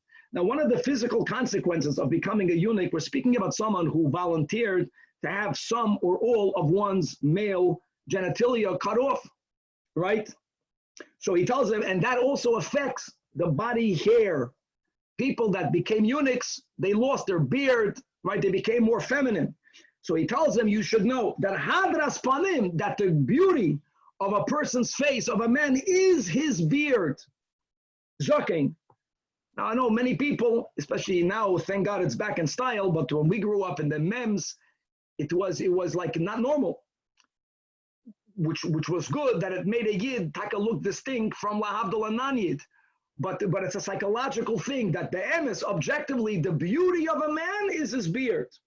Simchas leiv, that which brings joy in one's heart, is a wife. And these are all things that the eunuch chose not to have. He didn't have a beard because he emasculated himself, right? He couldn't get married, he had no wife. Nachlas Hashem, the heritage that is given to us, the biggest nachla that we have, right? The Hayom Yom, nish gold and silver is Yiddish Reichtum. But it's children that are obviously Shomer Torah mitzvahs. So he tells the eunuch, Nachlas Hashem banim. And none of them you have. And you're engaging with me. You want to debate. I mean, he wanted to lead up to a debate, Mistama, and something that of content. But he began by insulting him. He began to belittle him. Right? That's what many people do when they debate. They attack the person. They make chayzik of them. So he tells them, Baruch HaMakom Shemeno Acha Mikulam. Thank God that prevented you of having, not you have a hadras panim, nor do you have an isha, nor do you have banim. Amar Olei. So now, when he's getting insulted, so he tells him, Karcha, Matsuyana. He says, you bald one, you're quarreling with me. Amar Olei, to which Rabbi Yeshua ben Karcha tells him, Ikara Shalifa Techecha. He says that, what do you mean? You are being mechiar me? You ikara, right? You castrated one? In other words, like we mentioned, a nikesh tispato, respond to a person in kind, and if they don't like it, then they should not initiate that type of conversation. Right? Amalei Rabbi Rab Shimon ben Chalafta. Rabbi tells to Rab Shimon, why did you not see me? That's really what he meant. Why did you not come to me for Yom Tov? B'chlal, there's a mitzvah for a person when there's a Beis HaMikdash to go to the Beis HaMikdash for the regalim, and when there's no Beis HaMikdash yet, we should go to our Rebbe for Yom Tov. So why don't you come anymore to be mekabel my panim? Kederech shigdilu avoisai la'avoisecha, as my forefathers, Rebbe's forefathers, received for Yom Tov the forefathers of Rab Shimon ben Chalafta. So Amalei, Rab Shimon responded, Soloyim nasu gavoyim. He says, no. He says, rocks already are tall for me. In other words, when I was younger, I was able to walk. Now, I'm getting older. Karoivim, that which used to appear close, for me already became rechoikim. Mishtayim, nasu shalosh. I used to have two. We're going back to what we started today. I used to be able to walk on my two legs. Now I need to walk with a cane. Mesim shaloim. Babayis, that which promotes peace in one's family life, this is a reference to one's koyach gavra. By me is already bottle, which means I became old. I forgot the name of the chassid, but there was a chassid that only went to the Alter Rebbe by foot. And Taka, when he got older, he was unable to go to the Alter Rebbe, so his family asked him, go on a wagon. So he says that if I'm going to share the schus of being Mekabel the Rebbe for Yom Tov, mitafed, and after 120, I don't want to be with that fed when he's going to come to demand reward together with me. I want to do it by myself. Okay, so here you have a Gavaldic expression over here. Mesim Shalom Abayis. Okay, says the Gemara, back to the Pasuk in Koheles, that Besugru de Losayim Bashuk. When the doors in the street are shut down, this is again a remes of a description of what happens when we're older. What are the doors that become shut? Elu Nekav Shal Adam. These are the doors that they don't work anymore. Bisfal koila tachna, that's back in the pasuk, right? When the sound of grinding is low, what does that refer to? Bishvil kurkavan sheina teichen. Why doesn't the nekavam of the person work well? Because the kurkavan, the stomach doesn't digest properly. V'yokum l'kol hatzipor, at the age where one rises at the voice of a bird. Meaning, when we get older, sha'afilu tzipor minartam yishnasa, even the chirping of a bird wakes you up from your sleep. Some people are Zajac, they reach a madregi even without the bird. They just wake up by themselves, and that's that. But all these things happen when a person gets older. And at the time where all of the voices grow dim, meaning when you get older, the hearing goes. That even the voices of male singers, of women singers, sound to the person mamish like a whisper. Barzilai Hagiladi told David HaMelech, when David HaMelech wanted Barzilai to move to Yerushalayim, and he was explaining to David why he's not, he says, Ben Shmoinim Shana Anoichi Hayoim, I'm already 80 years old. Ha'eda ben toiv l'ra. Am I able to distinguish between good and bad? Now, by the way, just to make it this a good follow-up, I should have said it in the last year. One, I know we spoke about 40. There's middle age. You have to take care of the body. But old is not 40. And even though Barzilai Hagiladi then considered old age 80, we'll see the Oichad Nisht. He was an exception. He got old young by 80. Khan, at least we see over here, when a person gets older, he was saying, I'm old. And therefore,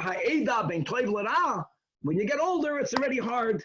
It's already hard to distinguish between good and bad.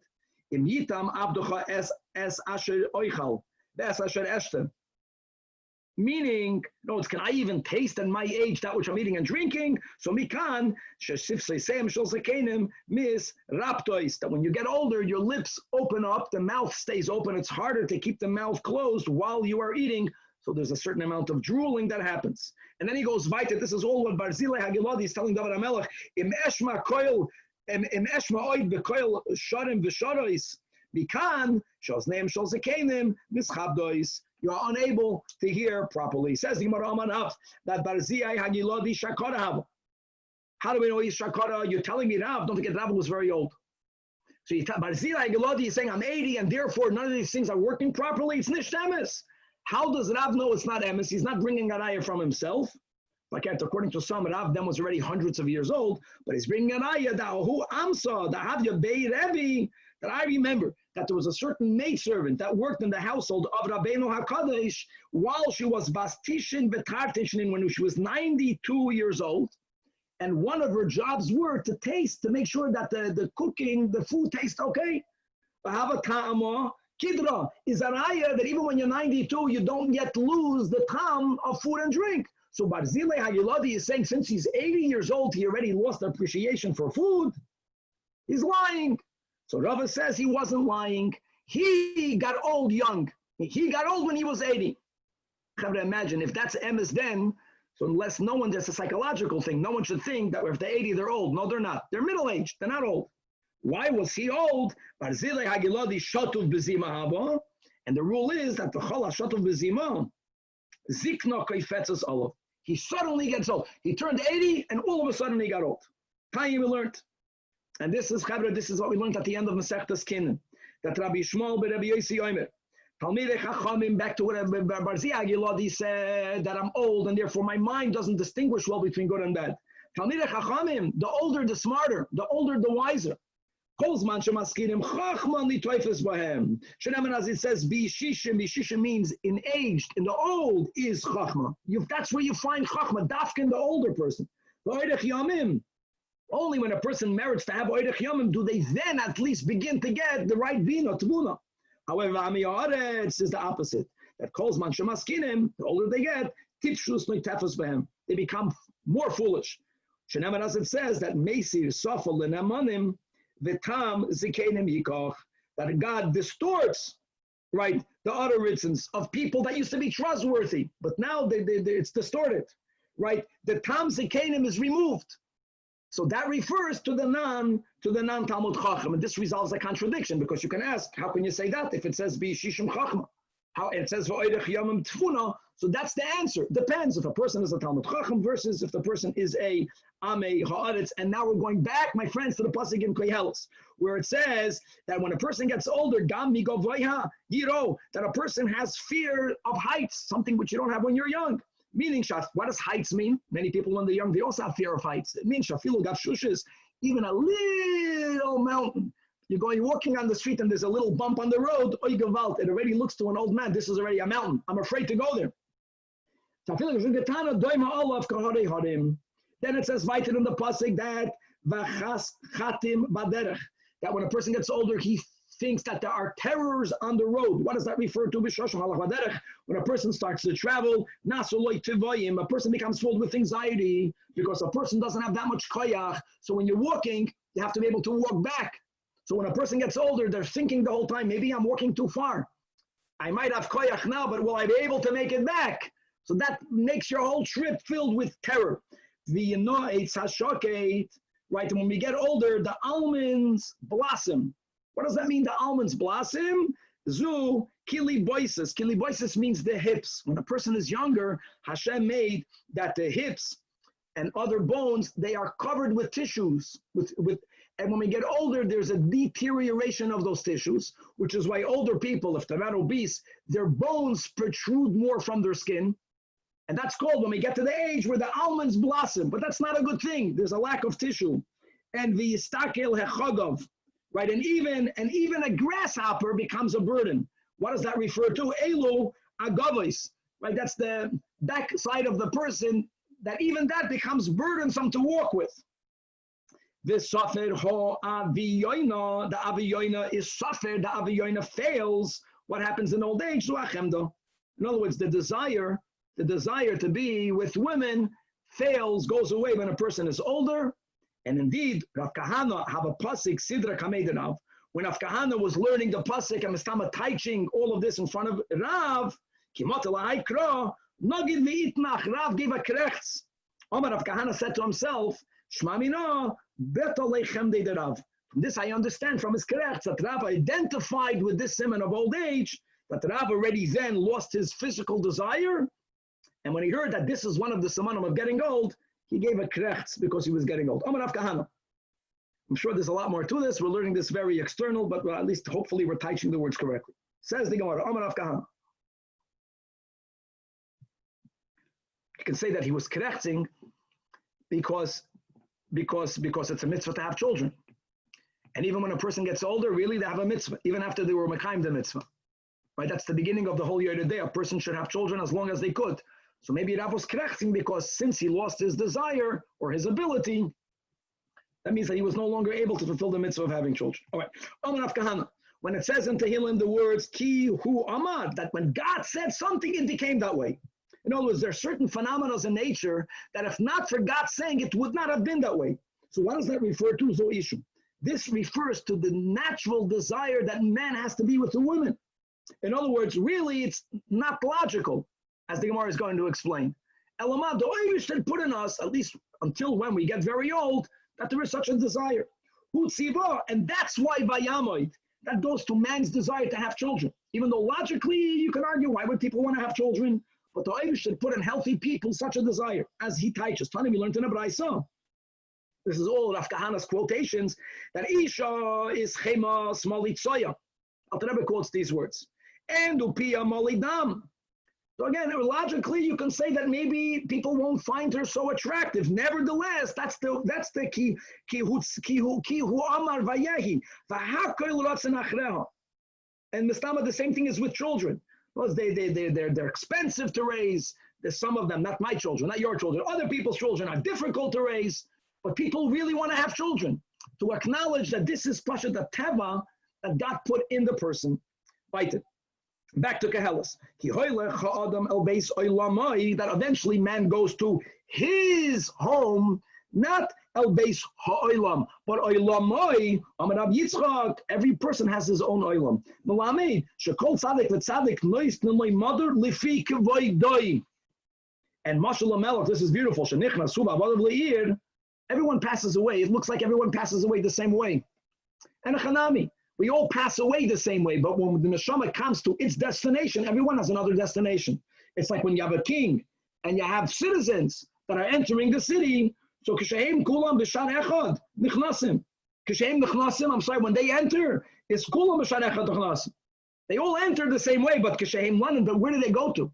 The king goes to the fancy hotel, and the Eved doesn't. Kolechad liyechad noisten and mother only lefi kivoidoi. Ve Amar Rabbi Yitzchak. Maidich se weiter in Koheles. Ki hayaldus v'hashachrus havel.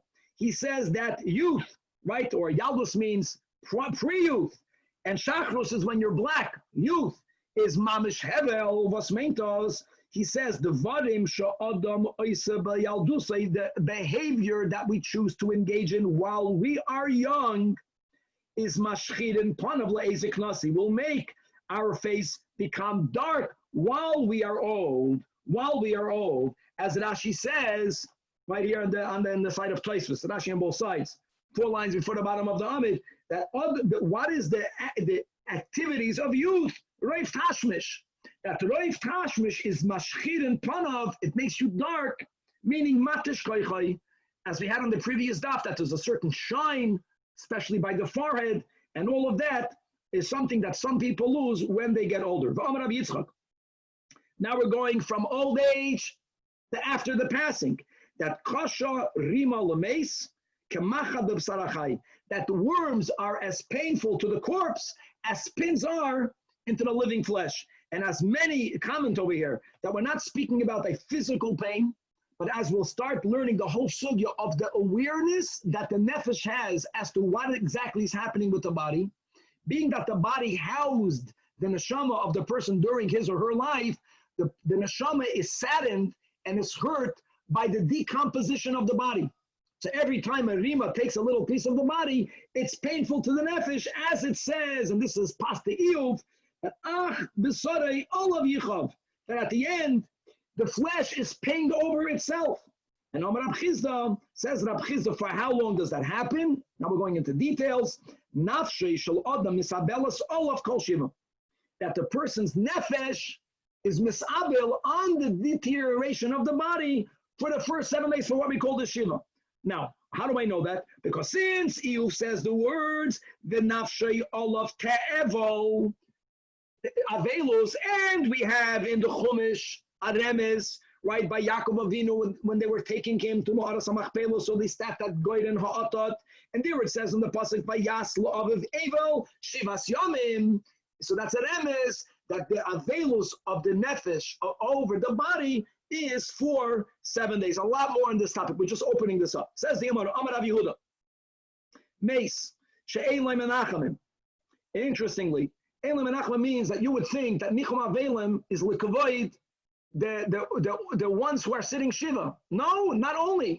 We're going to see that being menachem, the avelim helps the soul because the soul is aware of what's happening. And if no one is coming to visit the avelim, it pains the soul. So what happens if someone passed away and there's no one sitting shiva? You know what we need to do? That's the way the Rambam learned this Gemara. There's a big machlokes how to learn this Gemara. That you gather 10 people. These 10 people are the representatives of the mace, and people come to them to be menachem and to speak about the greatness of the person, and all of that benefits the mace. The mekoymai means not in the place of heirs that are not there. They sit in the place of the mace, and people go over to them, and they speak about the greatness of the mace, and that is beneficial for the mace, because he's mamash aware, especially during the Shiva, now not only what's happening to the body, but what's happening here as to how people reacted to his or to her passing. Gavaldik. And now Yoar says a story that Ahuda Shachar Bishmavusi de Rabbi Yehuda. Indeed, someone passed away in the neighborhood of Rabbi Yehuda. And again, we're turning the Amid, DAF, Kofman base, Amid base, and there was no one there to sit Shiva. So Kol Yoima, have a Davar. Davar means he gathered. Have a Davar Rabbi Yehuda Beyasar. Rabbi Yehuda gathered 10 people. It doesn't have to be the same people. And the Yasvi Beduchte, they would sit Ki'ilu mourning for him, but they were representing the mace, and people would go and they would speak to the 10 people. That's the way Rambam learns the Gemara. And la'achar Shiva Yamim is Chazalei v'chalmid Rabbi Yehuda. This deceased person came to the dream of Rabbi Yehuda, and he tells him, Tanuach da'itcha shehinachtas dati. He says, you put my mind to ease. He blessed Rabbi Yehuda that Rabbi Yehuda's mind should also be placed to ease. Is araya that there's a special connection between the nefesh and the body and what's happening during the Shiva. Amar Ababo, another detail. Everything that people say while they are in his presence, yoideya. The nefesh knows.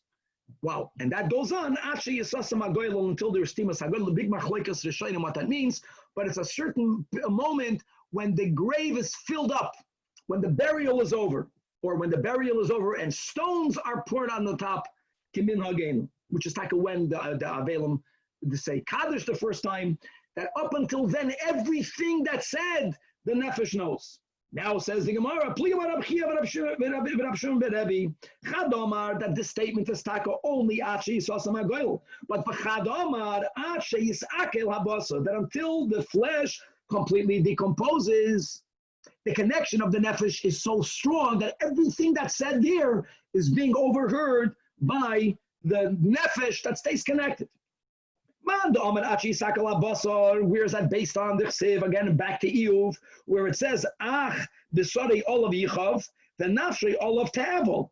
And it takes not 7 days for the body to decompose. So when we're saying that there's a pain that the nefesh feels because the body is decomposing, that means that it's aware of the body's decomposition as long as that's happening. That normally takes a year. That's based on a pasuk where it says, the Yoshoiv, until the time that the dust will return on the earth as it was. And then the pasuk continues, and once the dust is covered, it says, now I know that the emes, there's the ruach and there's the nefesh, as we know, Kabbalah, the ruach goes back to Elikim. To a certain degree, the nefesh stays on really forever, but let's learn in Nigel over here that even the nefesh, even though we're going from nefesh to ruach, is more connected or until the body completely decomposes. And let's go weiter on taka this ruach toshuv Elokim. Says the Gemara Tanach Rabbanan, when it says ruach toshuv Elokim Hashem Nesana, and the words Hashem Nesana is mamish extra. So Zajac the Braisa, that really God is telling all of us to know loy kemosh and Nesana lach, that we should give back our ruach to God the way God gave it to us, Asher Nesana, which means Betaro. When God gave us our neshama, right, neshama shenasata bi tahiri.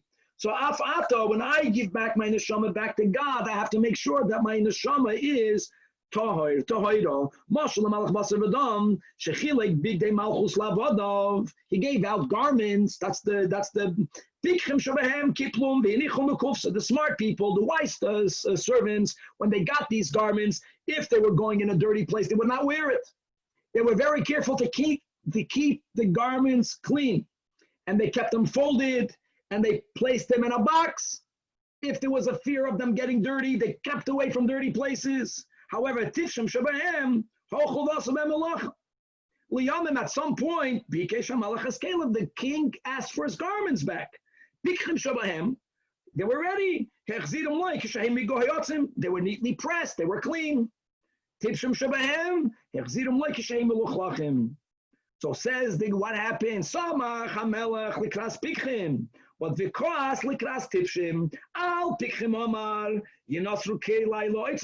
kalim right away go back to my storage room. That's the body. And then as we'll see, that means that the body, as we'll start learning, doesn't even decompose. The Haim and the Pikeach himself, should go back home in peace, which is the Neshama's location, like we mentioned in the beginning of today's shiur, right? We all pass away the same way, but where we rest is not the same. The Kalim have to be given to a launderer. And they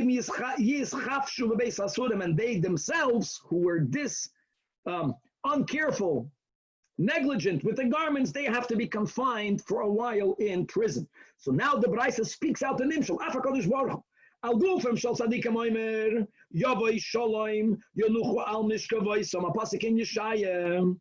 That's on the body, right? That it rests. As we'll see, there's no machad b'basar hameis, there's no rima. That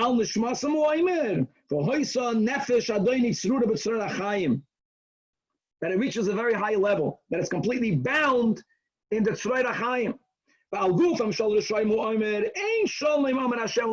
Referring to their bodies. That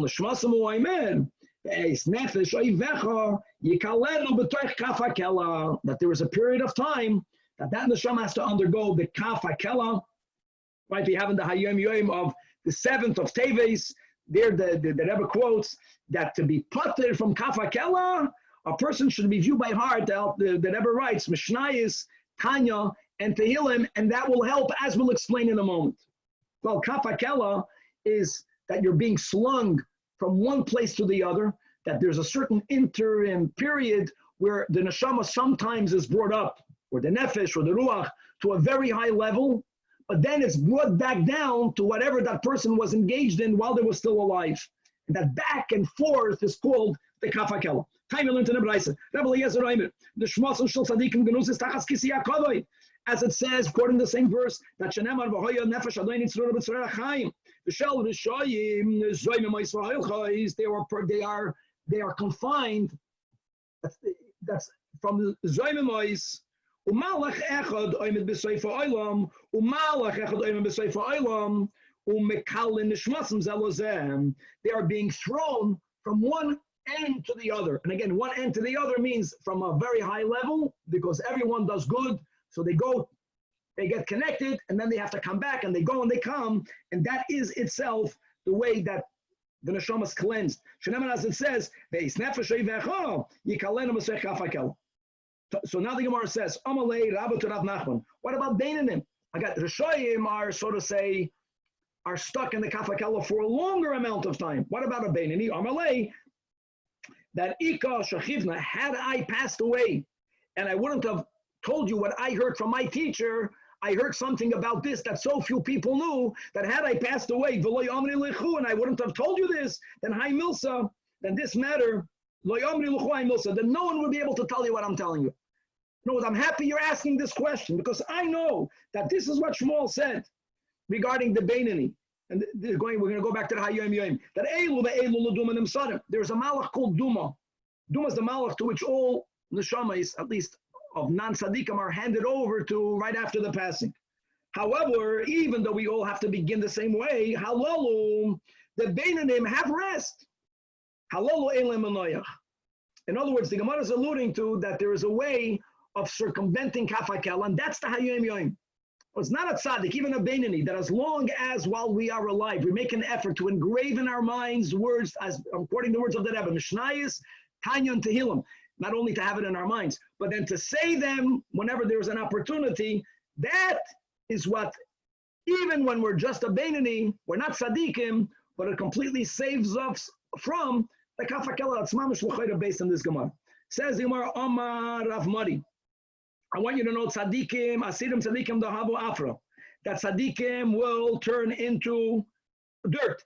In other words, l'chura, not the way we were saying until now, that being that the body has, the neshama has pain when the body decomposes. So one of the rewards that God gives from this mushal, that since we did not soil our garments, the garments don't have to be put through the washer. In other words, the body does not decompose. It's Rav Mari is saying no, that even tzaddikim, asidim tzaddikim, that the habu after their bodies will turn back into dust, as it says. He quotes a pasuk that the yoshev offer Allah aretz kishohaya. That's a pasuk in Koheles. So now we have a story, and this story is actually going to contradict what Rav Mari is saying, and it's going to substantiate, or it appears to contradict. It's going to substantiate that if a person is a tzaddik, their bodies don't decompose because it brings pain to the nefesh, and the nefesh does not deserve any type of pain.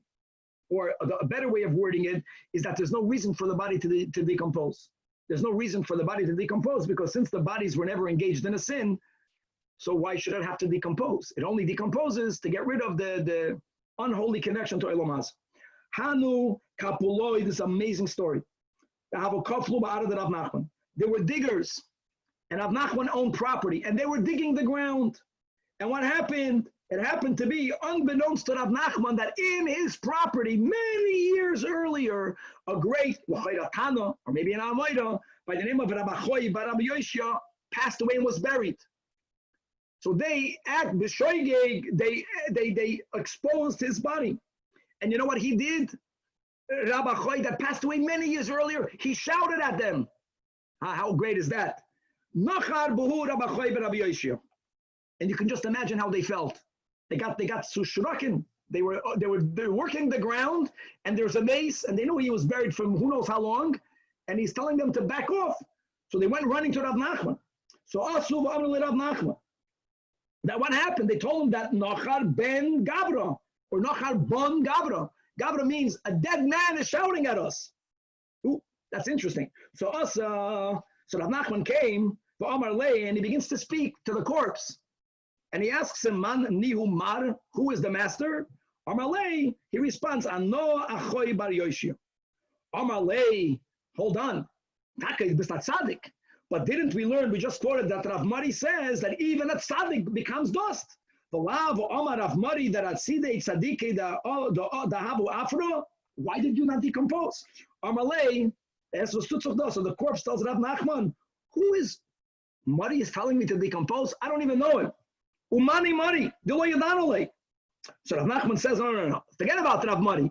He quoted the pasuk, V'akraksid, V'yoshay Fa'ofar Al Aretz Kishohaya. So Amalei, so the body of Rabbi Choy, Rabbi Yoshe tells Rav Nachman, the Akri of Koheles, you did not go to Cheden. Maybe you learned Koheles. Whoever taught you Koheles, and you quoted, Akri of Mishlei, forgot to teach you Mishlei. What does it say in Mishlei? It says, that the only reason why bones rot is if that person, B'chayav, had kina, had envy. Only then atzmois of markiven. However, kol she'ein loikina b'libay ein atzmois of markiven.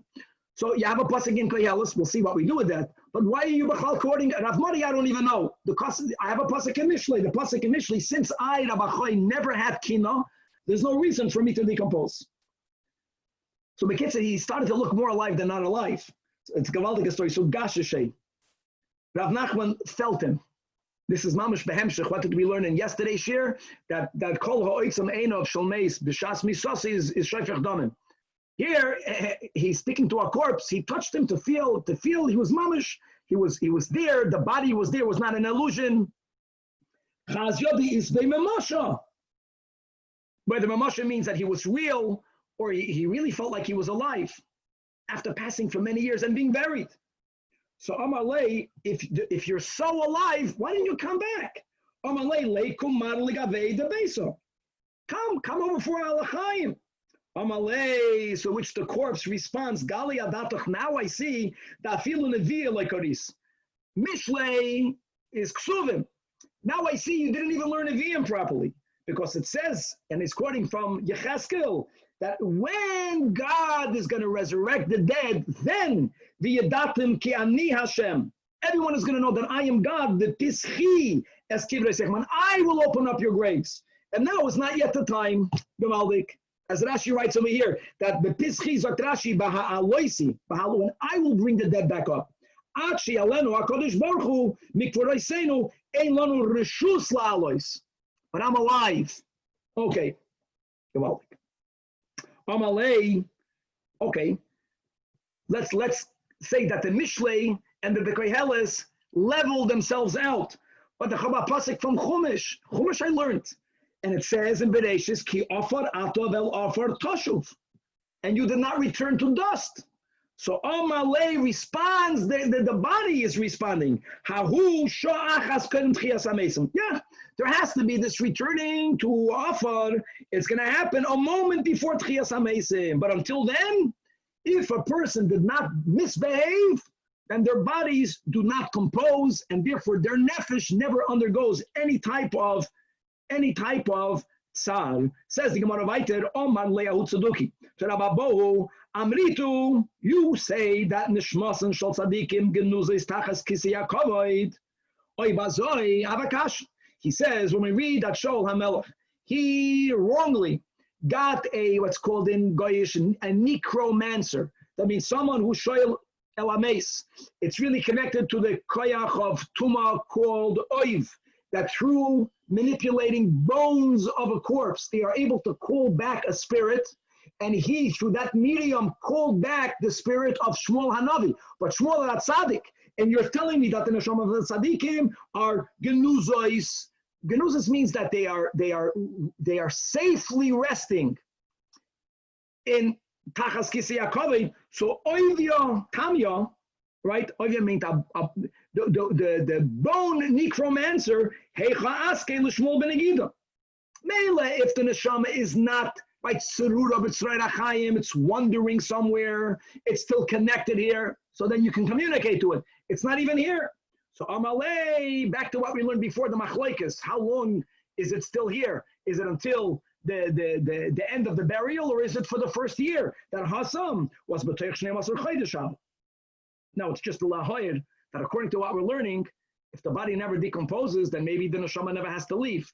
But we're saying lav dafka, even by Yatzadik, where the body doesn't decompose, there is a certain unique connection that is only for a year. That's the whole word. The Tanya, as we learned, kol shnei masur chodesh gufay kayam v'nishmasei oila v'yoredes la'achar shnei masur chodesh. Here we go. Aguf batel, like Rav Mari, Chavra Daf Kuf Nun Gimel, and then v'nishmasei oila. And then look at the words in the Brayso. V'shuv eino yoredes. Now he succeeded betuma wrongfully calling Shmuel, communicating to Shmuel because it was b'teich shnei masur chodesh. But what are we saying in the Brayso? That after 12 months, right? Nishmasi oila v'shuv eino yoredes. Let's finish by learning a very important Tosfos. Look inside the top Tosfos. V'nishmasi oila v'shuv eino yoredes. Afal pi kain zok Tosfos. Kishehi roitze. If the neshama wants, yes, yoredes. And he brings rayas from different stories that we have, including the story of a Basra Dafnoya from Rabbi that was Mitzair, that he was digging graves to find out exactly where to make the marker for Kahanim not to become Tomei, and the whole story, how he entered the Mara Samachpela, and how he conversed with Eliezer Eved Avram many years after his passing, and how what he saw, that Avram and Sarah, how they were embraced, v'chulei, v'chulei, all of that indicated that their neshamas are here. That's a raya, that nishmasei oila v'shuv eino yeredes means it's not mechuyev to be bound here. But as we know from our Rabbeim, that they promise that they're staying with us until the coming of Mashiach Gavaldik. You know what, Chavra, let's stop over here, and God willing to be continued. How great is that? Mordechay.